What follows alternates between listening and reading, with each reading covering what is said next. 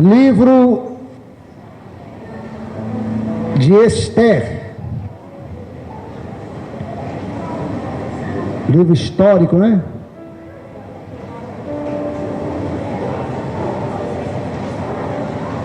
Esther, capítulo 4. Esther, capítulo 4. Vamos pedir a Deus que fale conosco nesta mensagem, esta noite. Esther, diz assim o texto: quando Mardoqueu soube tudo quanto se havia passado, rasgou Mardoqueu as suas vestes e vestiu-se de um pano de saco com cinza, e saiu pelo meio da cidade e clamou com grande e amargo clamor, e chegou até diante da porta do rei, porque ninguém vestido de pano de saco podia entrar pelas portas do rei. E em todas as províncias aonde a palavra do rei e a sua lei chegavam, havia entre os judeus grande luto, com jejum, choro e lamentação, e muitos estavam deitados em panos de saco, em cinza.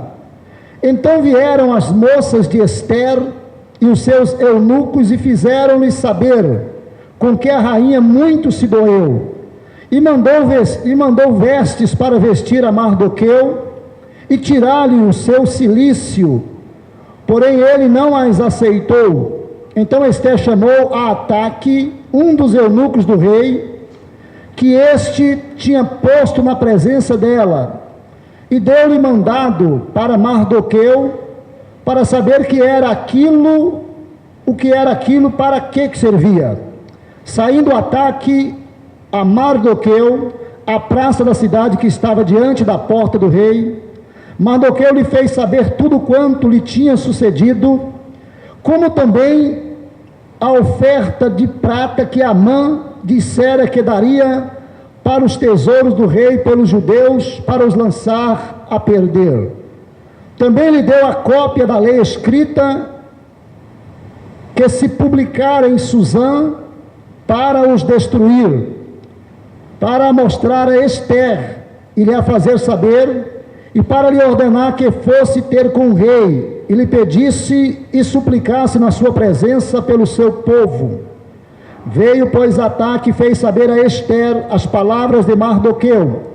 Então disse Esther a Ataque e mandou-lhe dizer a Mardoqueu: todos os servos do rei e o povo das províncias do rei bem sabem que para todo homem ou mulher que entrar ao rei no pátio interior sem ser chamado, não há senão uma sentença, a de morte, salvo se o rei estender para ele o cetro de ouro, para que viva. E eu, nestes 30 dias, não sou chamada para entrar ao rei. Fizeram saber a Mardoqueu as palavras de Esther.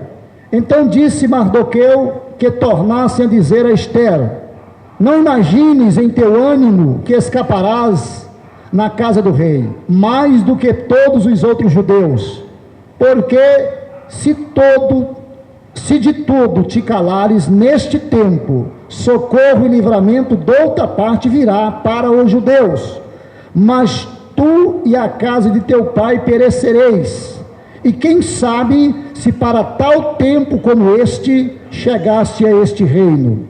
Então disse Esther que tornasse a dizer a Mardoqueu: vai, ajunta todos os judeus que se acharem em Suzã, e jejuai por mim, e não comais nem bebais por 3 dias, nem de dia nem de noite, e eu e as minhas moças também assim jejuaremos, e assim irei ter com o rei, ainda que não é segundo a lei, e perecendo, pereço. Então Mardoqueu foi e fez conforme tudo quanto Esther lhe ordenou. Senhor da glória, este momento é teu, a palavra é tua, Pai. Eu te peço, meu Jesus, que ela atinja o mais profundo e que faça de nós melhores pessoas, ó Pai, e que ela mude, meu Deus, aquilo que precisa ser mudado. Nos abençoa com a bênção do Senhor. Eu te oro agradecido em o nome de Jesus. Amém, pessoal? Pode assentar-se, meus irmãos, por favor. Nós estamos diante de um texto muito conhecido de algumas pessoas, e nós queremos, desta mensagem, sintetizar o seu livro. São 10 capítulos, o livro de Esther são 10 capítulos, e tem uma mensagem muito poderosa nestes 10 capítulos. Eu quero pedir que a graça de Deus me ajude a transmitir aquilo que dele recebi durante esta semana, para falar à igreja do Senhor neste dia. Queridos irmãos, quando eu dei o tema a esta mensagem,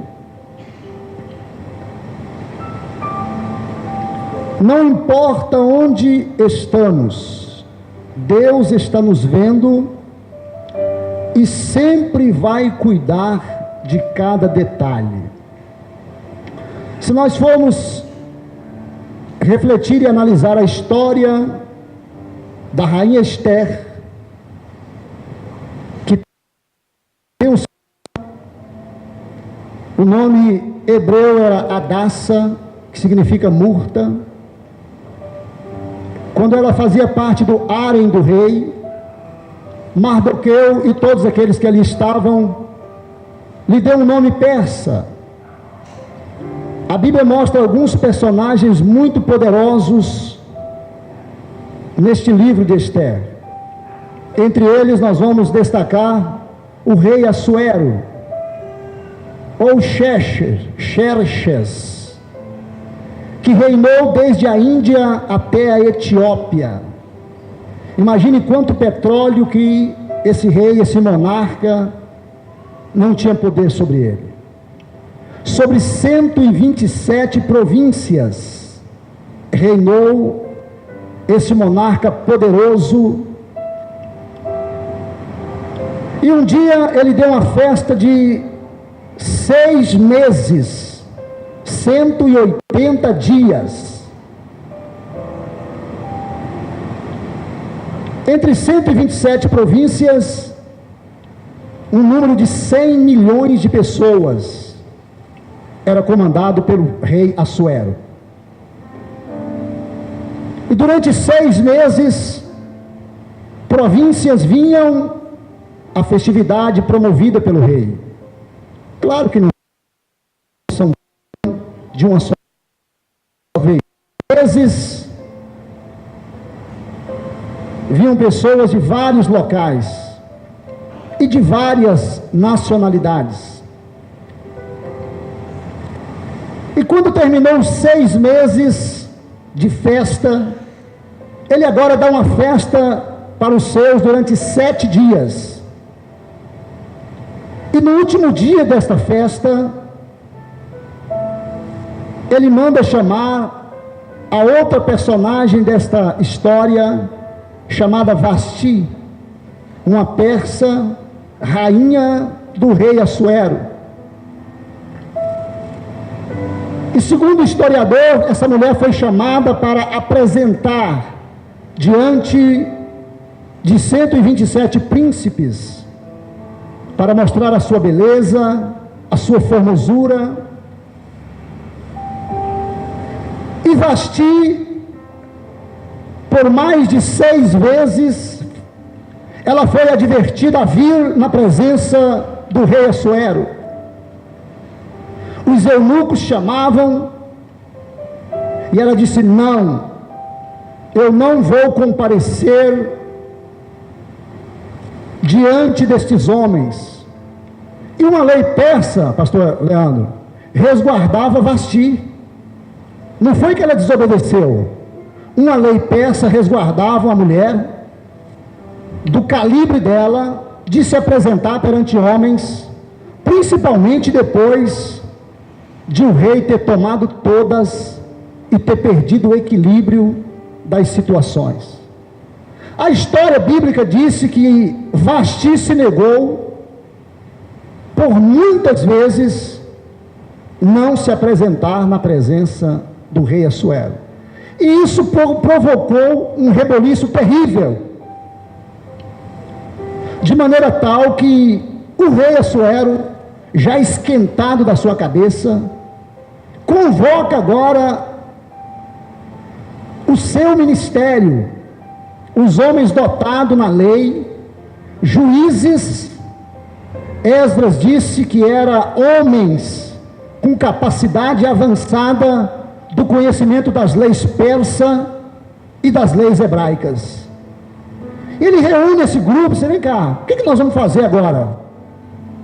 Essa mulher não quis vir à minha presença. Aí um dos seus eunucos, conhecedor da lei, e possivelmente um porta-voz de todos eles, o presidente do Supremo do mundo persa, do mundo de então, toma a palavra e diz: olha, essa mulher deu um mau exemplo para todas as mulheres dos príncipes que estão aqui a nós. E sabe de uma coisa? Nós temos que tirar essa mulher. Ela não pode mais comparecer à presença do rei. E Esther sabia desse perigo. Eu digo Vasti, sabia desse perigo. Vasti sabia que era perigoso dizer não ao rei, mesmo sabendo que uma lei persa o cobria. Mas ela disse não. Ela teve coragem de dizer não. Eu não vou expor o meu corpo a estes homens. A nobreza da sua alma falou mais alto do que a nobreza exterior. Enquanto hoje muitos pagam para ficar nu no meio da rua, ela disse não, eu tenho moral, mas você vai perder o reino. Ela continuou dizendo: eu digo não. Mas você vai perder privilégios. Ela disse: eu digo não, a minha posição é não. Mas mulher, você está louca? Não, eu estou no mais extraordinário juízo da minha história. Moral. Vasti, rainha da Pérsia, esposa de Assuero, onde dava ordem, fazia banquetes. E quando você fecha toda a história, o porquê que eu disse não importa onde estamos, Deus está nos vendo e sempre vai cuidar de cada detalhe. A história do livro de Esther fala de um grande livramento. A história do livro de Esther fala da providência de Deus. A história do livro de Esther nos mostra um Deus agindo em favor do seu povo. Ainda que o seu livro, por exemplo, no livro de Esther, são 10 capítulos em que o nome de Deus não é citado nesse livro. Mas Champlin e Matthew Henry disse: ainda que o nome dele não esteja escrito, mas a sua ação se vê desde o princípio do seu livro. O Deus Todo-Poderoso agindo em favor do povo de Israel. Aparece outro personagem chamado Mardoqueu, que era primo de Esther.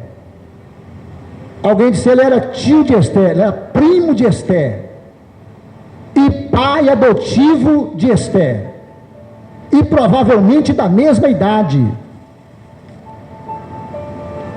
E um homem de moral de Deus, que Esther era muito bonita, Esther era muito formosa, Esther era uma mulher que chamava a atenção dos homens.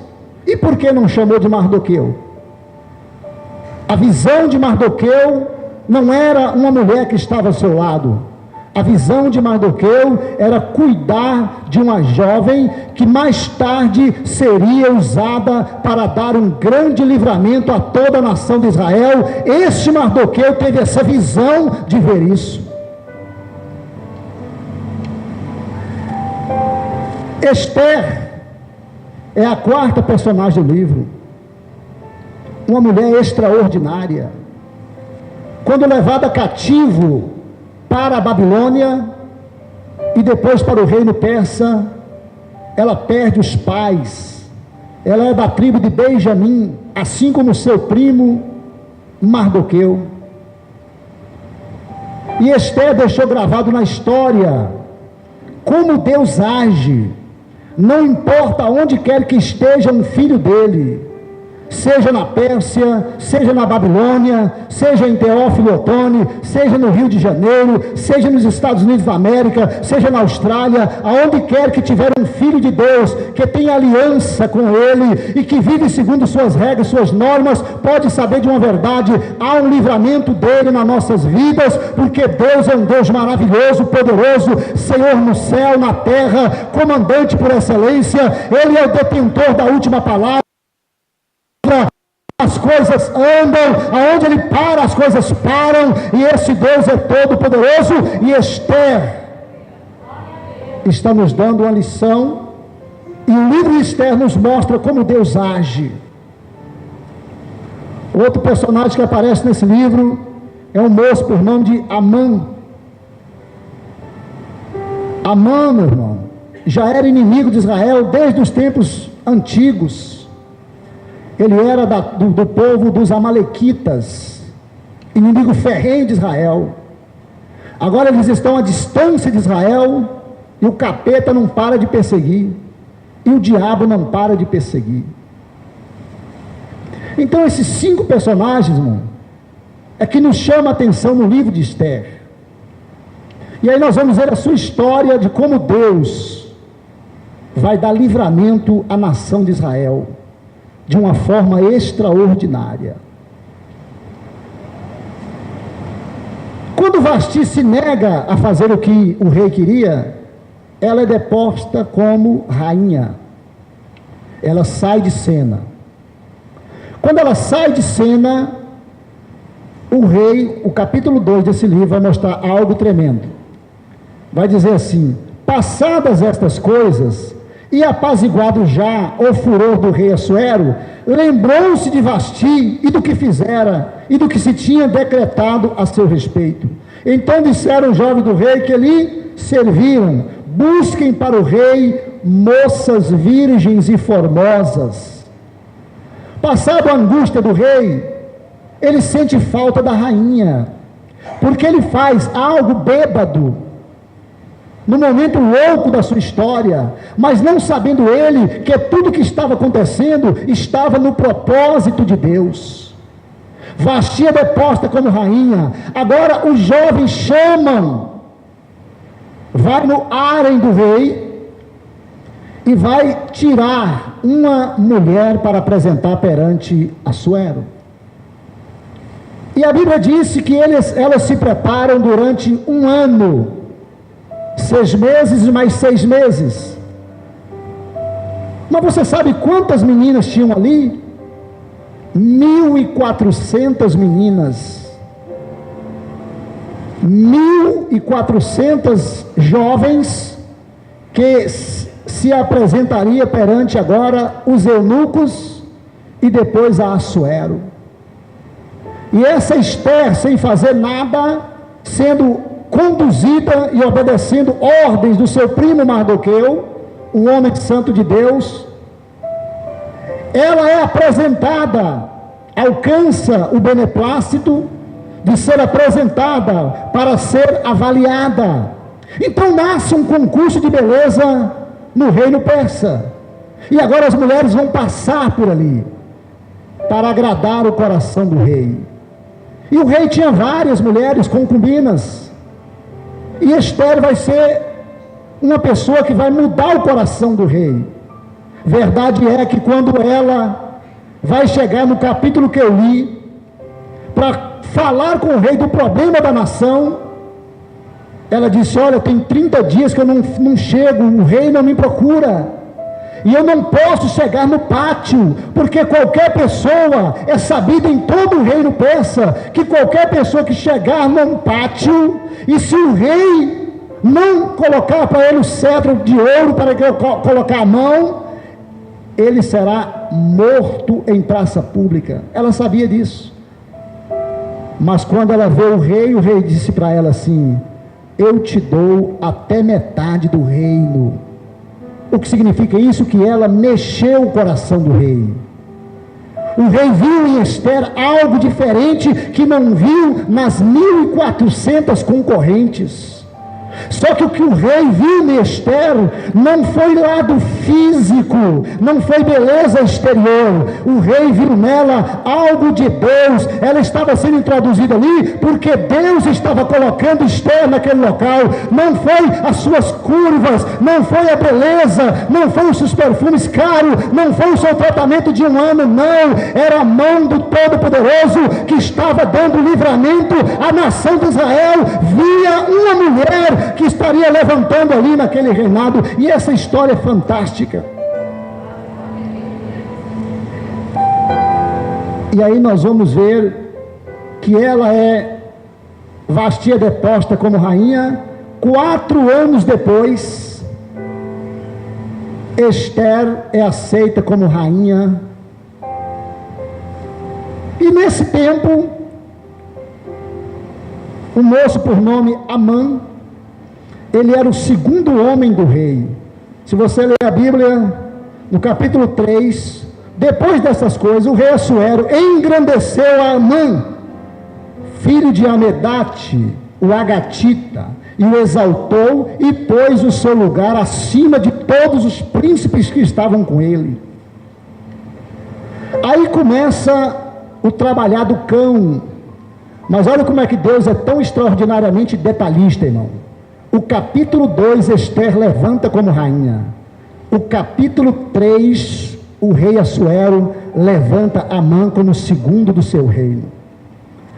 E no reino persa, Rick, todas as pessoas que vivessem no reino persa tinham que se dobrar, quando passasse pelo palácio do rei, se dobrar diante de Amã, o seu segundo, o seu primeiro-ministro. E quando Mardoqueu passa por ali, Mardoqueu não se dobra.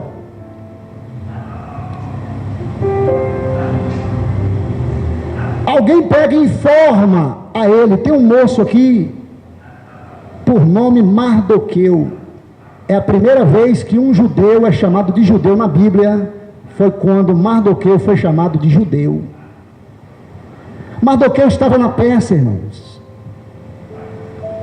que é o Irã hoje, que é inimigo ferrenho de Israel. O mundo árabe odeia Israel. E lá estava ele. E Amã vai dizer assim: sabe de uma coisa? Já conheço esse grupo, já conheço esse povo. Aí veio lá do passado, e aí vai arquitetar um plano, conspirar. Ele vai usar o poder dele de primeiro-ministro, que tem livre acesso ao rei Assuero, vai tramar, e vai sentar na mesa com o rei, e vai começar a conversar com o rei. Olha aqui, rei, tem um povo aqui, nessas 127 províncias, que as leis deles são leis diferentes. As leis deles não são como as nossas. Esse povo vai causar prejuízo a nós. O senhor me dá uma autorização que nós vamos encher os cofres, a tesouraria real. Irmão, foi muitos milhões o tratado de Amã com o rei Assuero. Vendeu o povo judeu. E Assuero, irmão, não está nem sabendo quem é. Como ele é um homem de confiança, primeiro-ministro, ele apenas autorizou. E o Amã disse: olha, decreta e outorga para que não seja quebrada essa lei, de maneira nenhuma. E assim foi feito.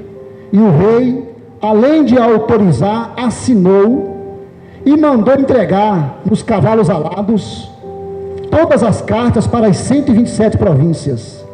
Aonde as cartas chegavam, que eram lidas, os judeus de cada província, irmão, começavam a gritar e a gemer e a chorar, porque determinado foi a ordem de extermínio. E você sabe que a palavra genocídio, ela é contemporânea a nós. Não se tinha a palavra genocídio. Por causa do massacre dos judeus por Adolf Hitler, criou o genocídio, que é o extermínio de uma raça. E era isso que eles queriam fazer lá na Pérsia. Tinha 3 milhões de judeus, num montante, no universo de 100 milhões de pessoas. Mas é justamente esse povo que estava contrariando o capeta e o diabo lá dentro da Pérsia, e que vai mudar a história de Israel, a história da Pérsia, a história bíblica, porque Deus vai usar esse povo. E eles fizeram as tramas, informaram, o ódio de Amã foi terrível, o rei aceitou, e vai acontecer agora justamente isso que eu vou dizer a vocês, que eu li. Quando Mardoqueu fica sabendo de toda essa informação, ele fala: não pode, vai acabar com a gente, nós estamos de todo acabado, porque o diabo preparou, irmão, o diabo preparou tudo para exterminar com a nação de Israel.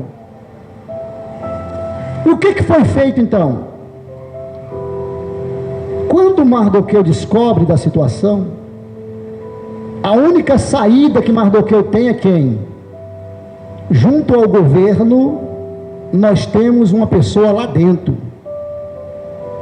Subentende, e é possível imaginar, que Mardoqueu, reunindo com os seus patrícios, com todos os judeus do mundo de sua época, disse: olha aqui, eles vão acabar com a gente. Você já imaginou, irmão, já pensou, quando chegar uma carta escrita em praça pública, está editado uma carta que nós vamos consumir e acabar com todo judeu, será de todo exterminado.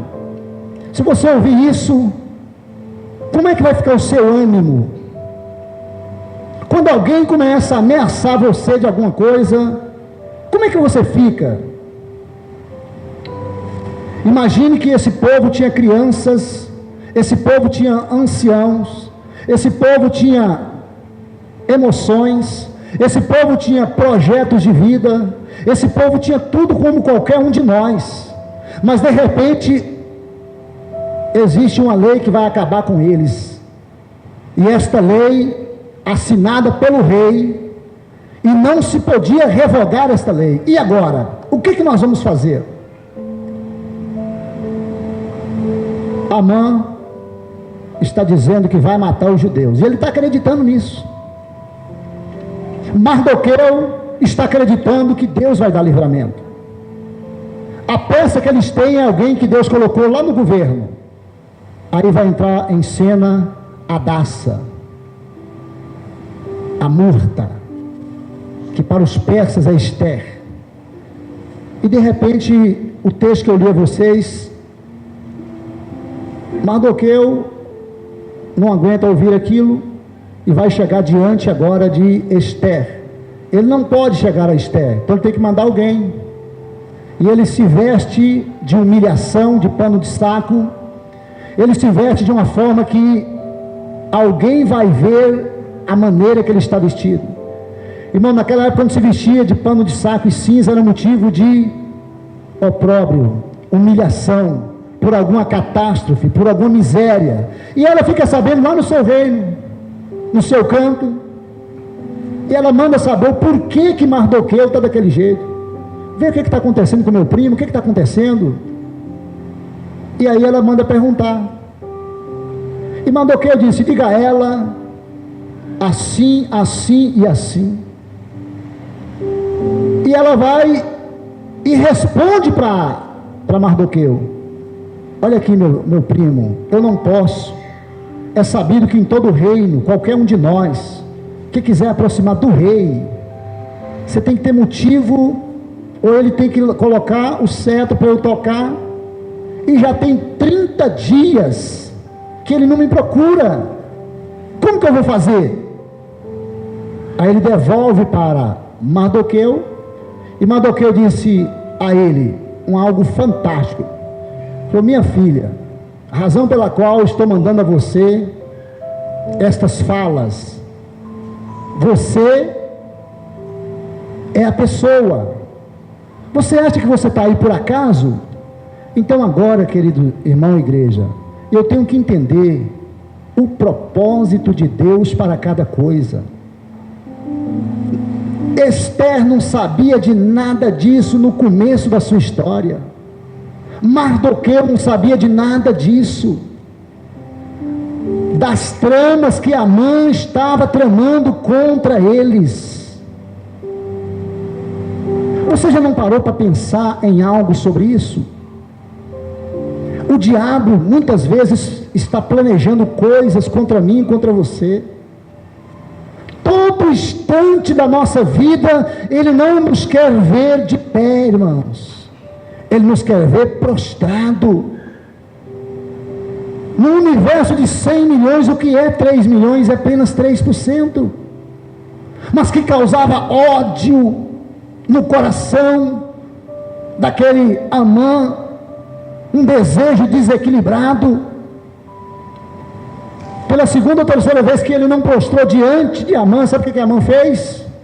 Foi na casa dele, ao convite de um banquete que Esther preparou, conversou com o rei Assuero. Se eu preciso de um bate-papo entre eu, você e Amã. E ele achou que ele estava com a bola toda, porque a rainha fez agora um convite a ele especial. Ele chegou perto de Zeres, a sua esposa, e disse: minha mulher, eu sou um homem importante, eu tenho que entrar à presença do rei, mas sabe de uma coisa? Tudo isso é muito bom, mas eu não aguento ver aquele Mardoqueu não prostrar diante de mim. Olha o ódio, irmão. Eu não aguento ver. Ela disse: faça uma forca e enforca esse homem, decreta a falência desse homem de uma vez por todas e vai alegre. Aí Deus vai começar a agir favoravelmente. Deus vai começar a mover o livramento, meu irmão. Deus vai começar a entrar em causas desconhecidas. Muitas vezes eu estou te falando aqui agora, e Deus está lá na frente, no nosso futuro, tratando do nosso livramento. Muitas vezes nós estamos sentados aqui agora sem saber o que está acontecendo, e Deus está vendo, o inferno está pensando, agindo contra nós, e Deus vai criar uma maneira de nos dar livramento, porque o Deus do livramento é o Deus de Esther, meu irmão, é o Deus daqueles que têm uma aliança com Ele, aleluia.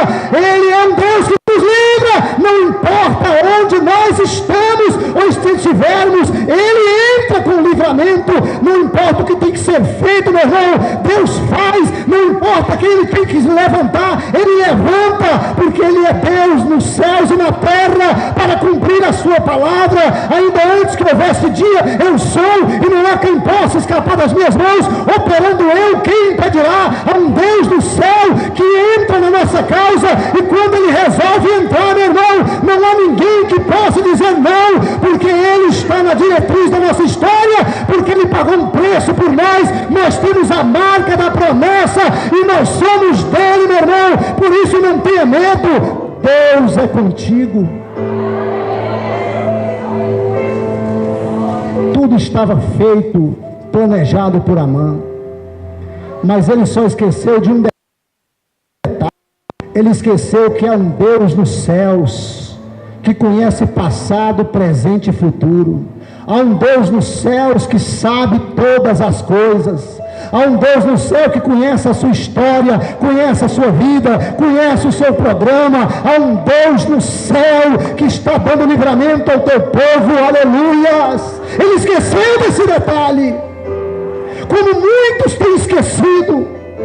Muitos têm nos visto como povinho, como Zé Ruela ou Zé Ninguém, e esquece que tem uma marca de Deus em nós, há um livramento de Deus em nós, aleluia. Deus nos esconde nas conchas de suas mãos, e o diabo nem nos consegue ver. É assim que Deus trabalha. O decreto irrevogável por esse miserável chamado Amã. Há muitos Amãs no mundo que vivemos, espalhado perto de nós. Há muitos Amãs querendo a sua derrota e a minha derrota. Há muitos Amãs querendo extermínio, genocídio da nossa história. Há muitos Amãs que querem apagar a alegria do seu rosto. Há muitos Amãs que querem tirar a saúde do seu corpo. Há muitos Amãs que estão espalhados por aí, mas eles serão derrotados, aleluia, porque ainda existe Mardoqueu. O Espírito Santo ainda está na terra. O Espírito Santo ainda intercede por mim e por você. Eu coloquei aqui a reação do povo judeu ante a ameaça de extinção. Como que eles fizeram? Que segredo aconteceu com eles? A história do capítulo 4 que eu li para vocês trouxe lágrimas, trouxe lamentos, tristezas, melancolias, perspectiva zero. Alguns deles achavam que não mais alcançaria. Depois do edito do rei, Amã começou a ganhar notoriedade. A cidade de Suzã estava confusa. Mardoqueu e os judeus que estavam na Pérsia resolveram agir. O capítulo da província onde a palavra do rei e a sua lei chegavam, havia entre os judeus grande luto, jejum, oração. Vejamos quais foram as suas atitudes. O que eles fizeram para mudar a história? Ainda que Deus está trabalhando providencialmente em favor deles. A Bíblia nos mostra algo muito interessante que você precisa aprender. Do capítulo 1, 2 e 3 de Gênesis, são os únicos capítulos da Bíblia em que você não encontra a participação do homem nos milagres de Deus, porque ali é o começo de Deus criando. Mas nos capítulos 4 a seguir, até Apocalipse 22, não há um único milagre na Bíblia que não haja o ser humano no meio dos milagres de Deus. Todo milagre, irmão, é condicionado. Qualquer milagre que você pensar, ele está condicionado a algo. Deus não faz nada e não dá nada de mão beijada para ninguém. Todo milagre é condicionado. E nós vamos ver aqui que eles não se calaram. Eles não pararam, pelo menos um grupo. Número 1, o que eles fizeram? Esther 4 e 3. Eles oraram, jejuaram, buscaram a Deus. Diante da ameaça iminente, os judeus se puseram a orar. Irmão, toda ameaça que você estiver sentindo, todo problema que você estiver vivenciando, toda e qualquer situação que nós tivermos, o único caminho não é falar para Maria, não é falar para João, não é você começar a falar para as pessoas do seu problema. Quando nós estamos ameaçados de alguma maneira, é ir orar ao Senhor, falar com Deus. E eles, diante de uma ameaça de extermínio, eles começaram a gritar e a chorar, a lamentar. Eu fico pensando que Mardoqueu, do capítulo 4, verso 1. E quando Mardoqueu soube do quanto se havia passado, rasgou Mardoqueu suas vestes, vestiu-se de um pano de cinza, saiu pelo meio da cidade e clamou com grande voz. Mardoqueu foi o primeiro. Eu não tenho que estar dizendo, irmão, ore por mim, vocês orem por mim, viu? Não, irmão. Você tem que tomar rédea, iniciativa, pagar um preço, buscar ao Senhor, botar a boca no pó, começar a clamar ao Senhor, diante de tanta ameaça, diante de tanta tristeza, diante de tantas situações. Nós precisamos sair do comodismo, sair da zona de conforto e buscar ao Senhor, meu irmão, aleluia. Quando nós começarmos a gritar, a lamentar e a dizer, meu Deus, eu estou aqui, Senhor, tem misericórdia de mim, as coisas vão começar a mudar. Depois todo o povo começou a clamar também. Primeiro Mardoqueu, depois o povo acompanhou Mardoqueu. Você está com problema na família muitas vezes, ameaças de tudo quanto é natureza, mas você não busca Deus. É só seu marido que ora, é só seu filho que ora, ou é só alguém que ora? Não, você tem que acompanhar, orar, buscar o Senhor, porque diante de ameaça, nós só temos uma porta, meu irmão, é a porta de cima, é Deus que tem que entrar com o livramento, porque se Ele não entrar, nós não vamos vencer, e isso só é possível orando, orando. A oração nos possibilita a encontrar soluções em Deus. Jeremias 29, 12. Olha o que está escrito no texto. Jeremias 29, 12. Então me invocareis, e ireis, e orareis a mim, e eu vos ouvirei. Verso 13. Buscar-me-eis e me achareis, quando me buscardes de todo o vosso coração. Deus quer ser achado por mim, por você, mas esse momento é de orar. Ele quer ser achado através da oração. Pelo amor de Deus, não ore quando a coisa estiver mais apertada, arrebentada, não. Faça da oração um prazer de uma fala com Deus, orando em todo o tempo, meu irmão, porque assim você vai estreitar a sua comunhão com o Pai, e Deus vai trabalhar no livramento da sua história, aleluia. E nós temos que fazer da oração o nosso PF diário, para que Deus mude a história. Segundo fator que me chamou a atenção, sabe qual foi? Quebrantamento.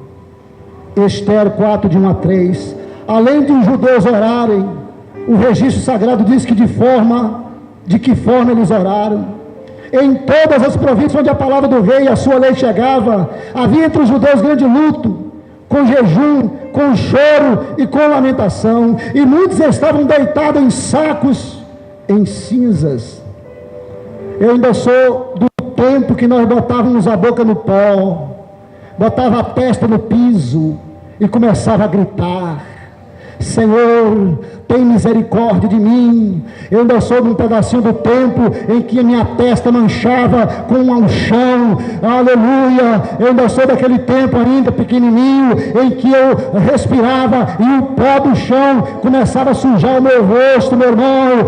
Esse tempo era o tempo que nós nos aquebrantávamos, meu irmão. Esse tempo é onde Deus entrava com os milagres. Não acabou esse tempo não, meu irmão. Se você quiser ver Deus agir, seja uma pessoa quebrantada, um homem quebrantado. Para de arrogância, para de prepotência, desce do pedestal, bota a tua boca no pó, que talvez haja esperança.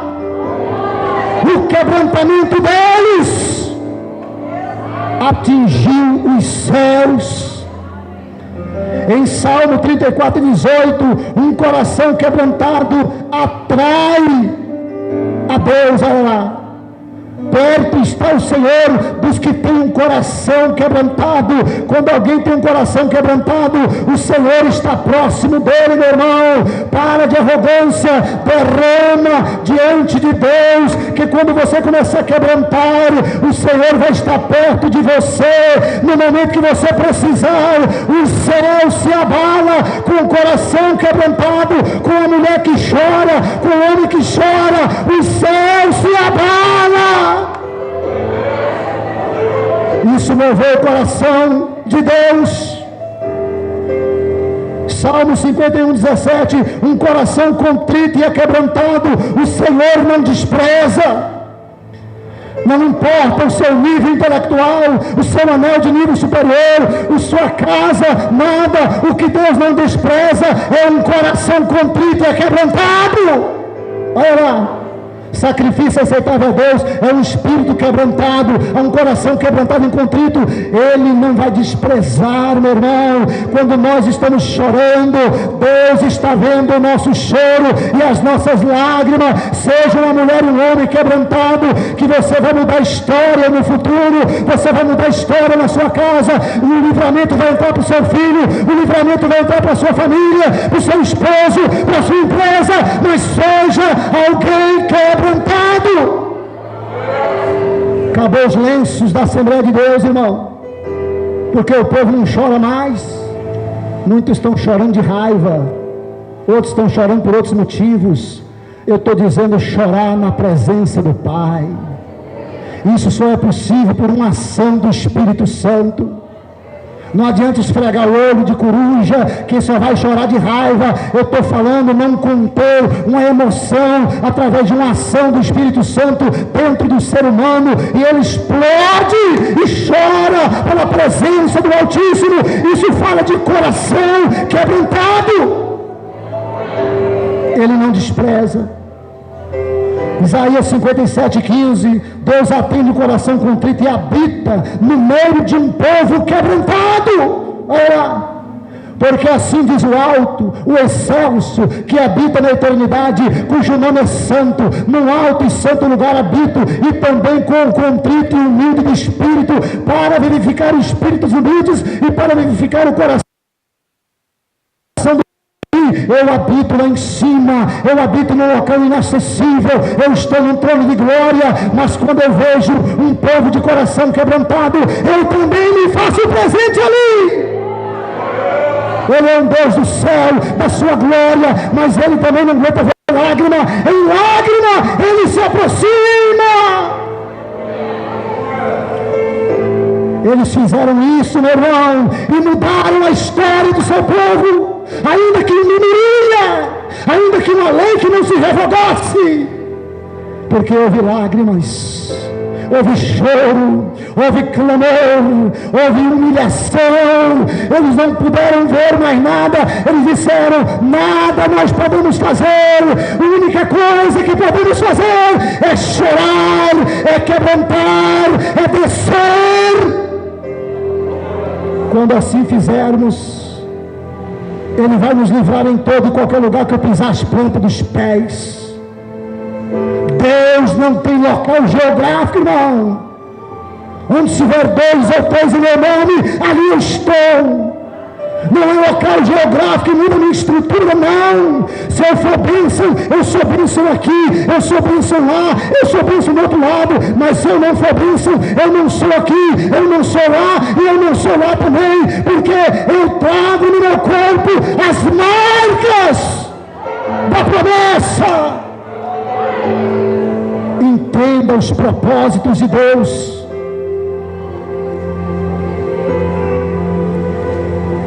Terceiro elemento fundamental no que fez Deus mudar a história, aquilo que nós chamamos de jejum, que hoje muita gente nem sabe o que é isso. Estão fazendo jejum intermitente para emagrecer, estão fazendo jejum para ficar esbelto,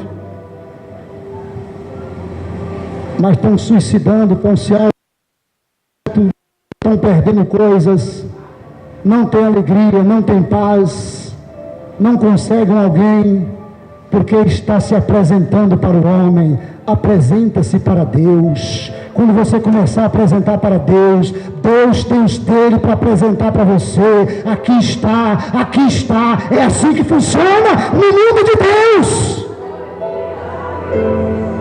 Por isso nós estamos tendo coisas horrorosas. Esther ficou sabendo por meio dos seus servos que o seu parente Mardoqueu estava à porta do rei clamando por misericórdia. Mandou procurar saber do próprio Mardoqueu porque daquela atitude. Ele deu a ela uma cópia do decreto assinado pelo rei, sentenciando a morte todo judeu. Como era rainha e estava no palácio, deveria comparecer diante do rei para suplicar em favor do seu povo. Esther sabia que não podia comparecer ante o rei sem ser chamada. Diante dessa dificuldade, Esther propôs que junto com ela e os demais judeus recorressem a Deus em jejum para que ele pudesse intervir nesse caso. Então Esther faz o que?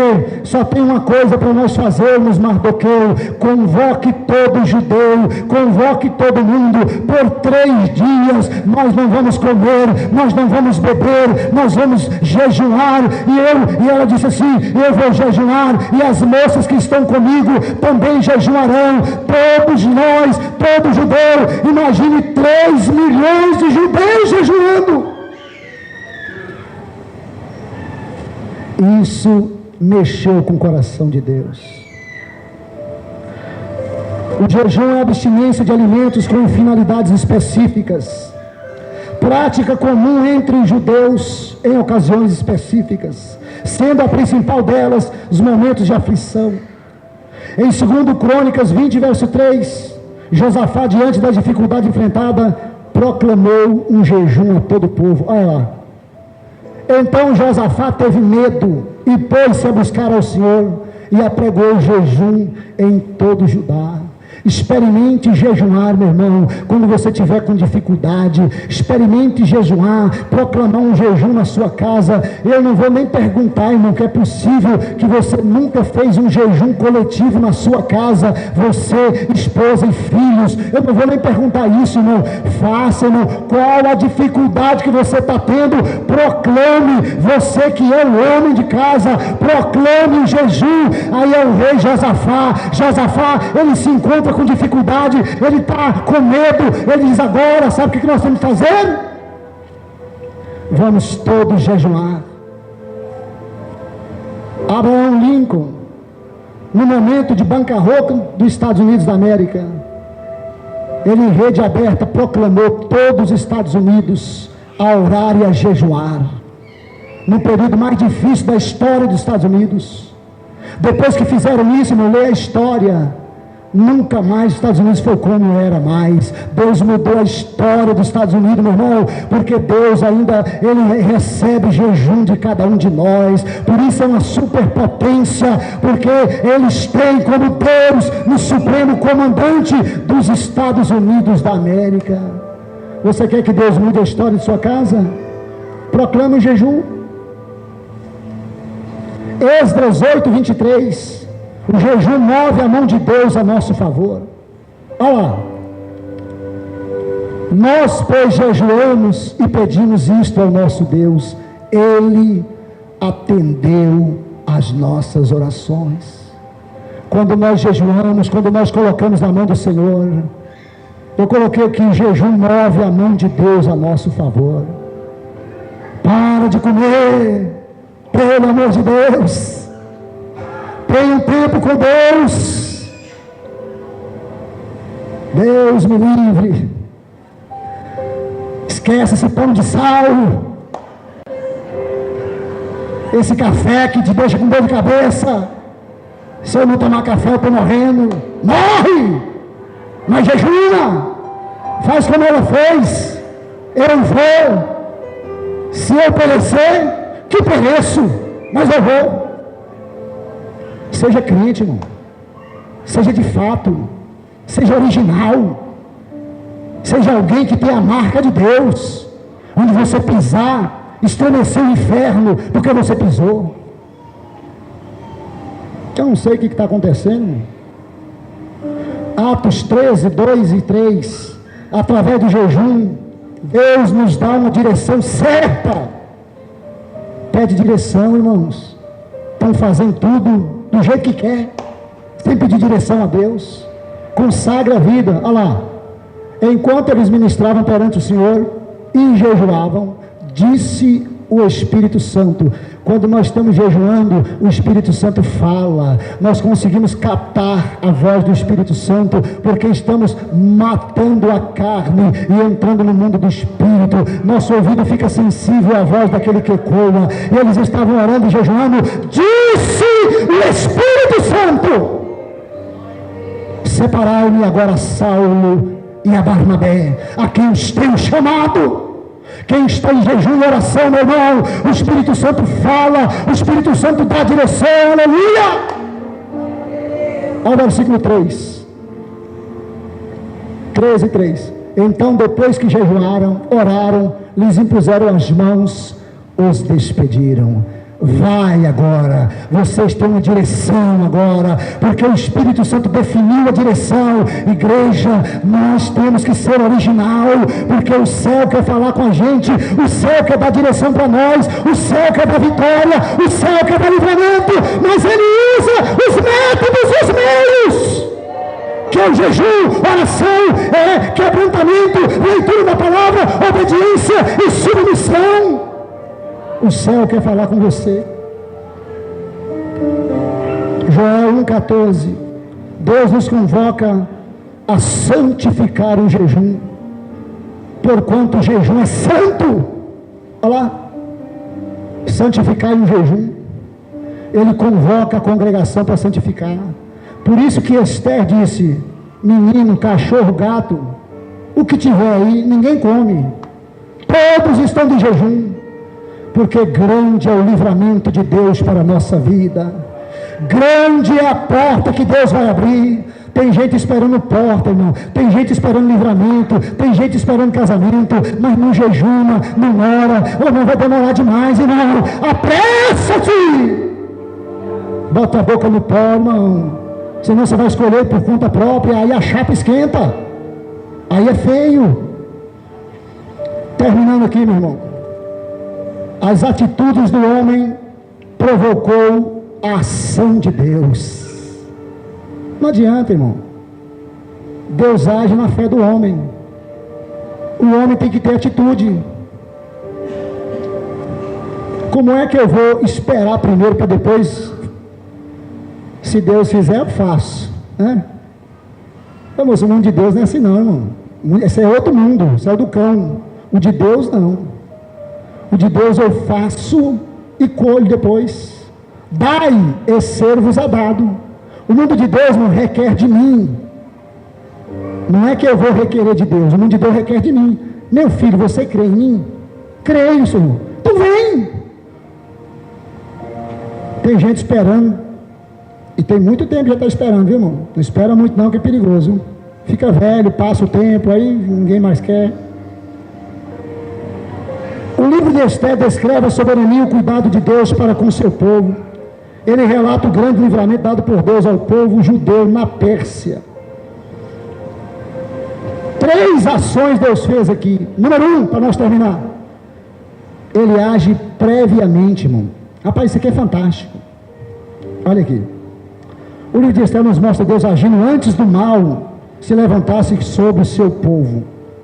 Primeiro, a nomeação de Esther, a rainha, se deu antes da nomeação de Amã como primeiro-ministro. Se fosse o contrário, estava tudo desfeito.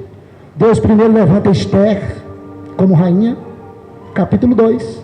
Capítulo 3, Assuero eleva Amã como primeiro-ministro.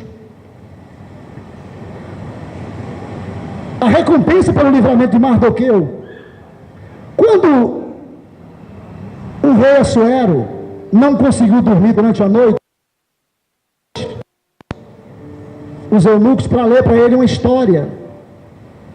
Que história fantástica, irmão. Sabe qual foi? A que Mardoqueu interviu na vida do rei Assuero, que 2 eunucos tramavam matar o rei Assuero. Mardoqueu descobre e fala para Esther: Esther, vão matar Assuero. E aí ficou registrado no livro E aí, aquele versículo famoso que se prega em cima dele. Mas deu alguma coisa para esse Mardoqueu?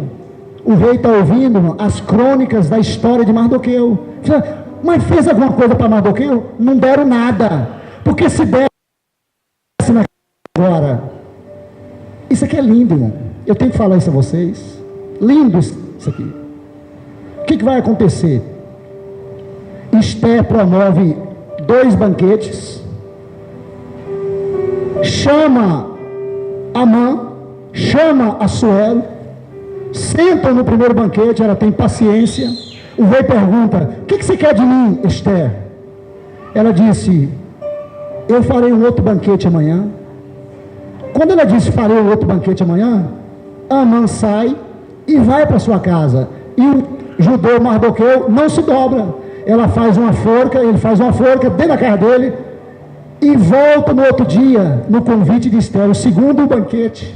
E elas reúnem e de repente o rei pergunta de novo: o que é, Esther? O que está acontecendo? Aí ela explica: é porque nós vamos ser exterminados, meu rei.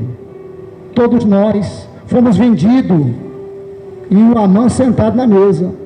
E o rei se enfurece, bate na mesa. Se quem foi que fez isso? É o mau Amã, esse que está à mesa. O rei sai e vai lá para fora, no jardim, e volta enfurecido.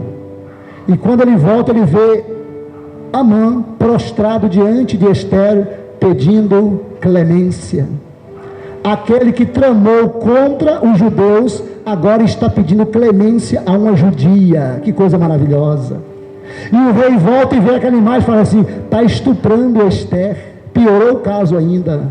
E mandaram colocar um pano em cima do rosto de Amã, e pegou os eunucos e disse: agora enforcai-o na mesma forca que ele fez para Mardoqueu, e tudo que tem lá é para dar para Mardoqueu. Mardoqueu agora será o meu primeiro-ministro, e agora a casa de Amã será a sua casa, e você será o segundo homem no meu governo.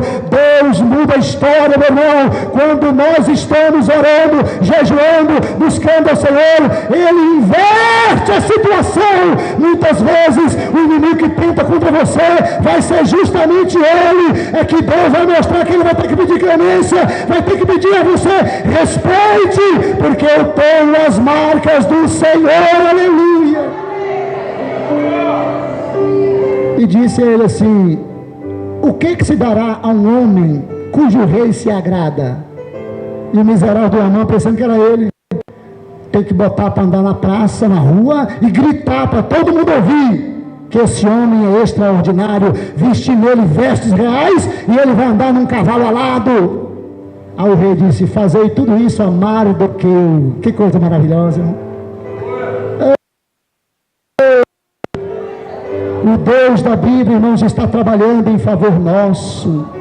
Você não tenha medo, meu irmão. Às vezes nós sentimos tão acuados com medo de alguma coisa. Se você estiver dentro desse contexto, não importa se você é minoria, se só você é crente na sua casa, se só você é crente na sua empresa, isso não importa. Deus não tem problema com o negócio de minoria, menor que seja. O dia que Ele colocar a mão, o dia que Ele apontar o dedo, Ele abre porta extraordinária. Agora nós temos que ser piedosos, nós temos que orar, nós temos que jejuar, porque tem livramento de Deus aonde quer que nós pisarmos a planta do pé. Aleluia. O Deus, Ele marcou em nós a promessa, meu irmão. Nós temos aliança com Ele, aliança feita por Jesus. Ele nos deu a graça misericordiosa de estar na tua presença.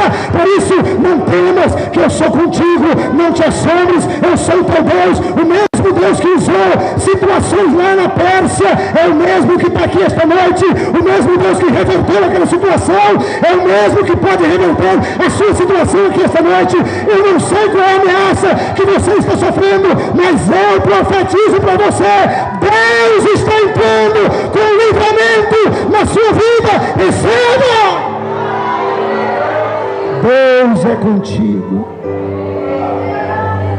E não dá mais para falar, irmãos. O livro de Esther nos ensina que o povo de Deus não está à deriva neste mundo tenebroso.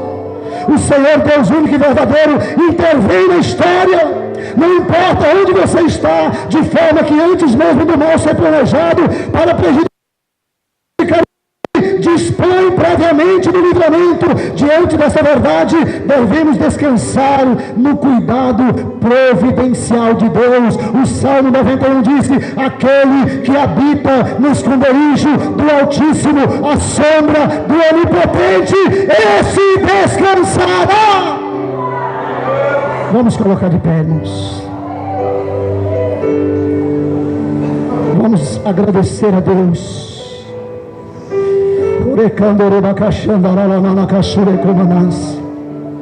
O Deus do livramento está aqui esta noite.